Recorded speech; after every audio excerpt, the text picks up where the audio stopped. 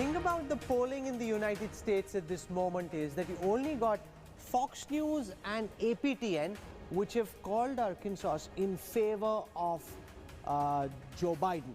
And that's the one swing state. So that's the one state which is earlier with Donald Trump, which now seems to have gone the other way. These are the white states where final results are still awaited. So you've got Wisconsin, where 49.6% of the vote has gone to Joe Biden, 48.9% of the vote for Donald Trump, so 0.7% gap, 95% of the votes have been counted. Then there is Michigan, where 94% of the votes have been counted, 49.3% of the vote for Joe Biden, 49.1% of the vote for Donald Trump. And these are the crucial elections. Here is Nevada, where 49.2% of the vote for Joe Biden, 48.6% of the vote for Donald Trump. And here only 67% of the votes have been counted so far. Seema Sirohi joins us. She's looking at these numbers very, very closely.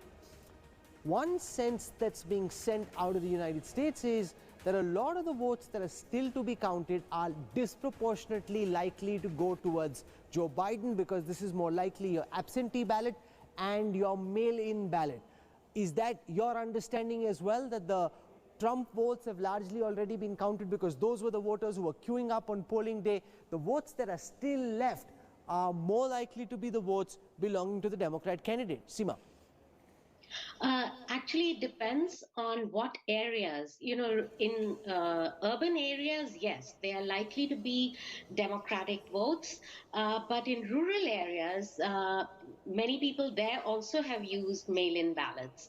But broadly speaking, yes, that the mail-in ballots were encouraged by Joe Biden and the Biden campaign as because of the pandemic, that it's safer to use the mail-in ballot, and that actually worked for the Biden campaign. There are millions and millions of mail-in ballots, so that's there. But a couple of things I wanted to say about the narrative. If you read the mainstream papers or listen to the channels in America, uh, you would have expected a blue wave, because you would have expected that overwhelming numbers of Americans were for Joe Biden. Well, it turns out that there are quite a few people who are for Trump. So this narrative is not just being pushed by the media, it's also being pushed by a set of elites that, you know, um, have been telling us over the past 1 year that uh, the Trump administration is this and Trump is like that, etc. So they've kind of reviled him.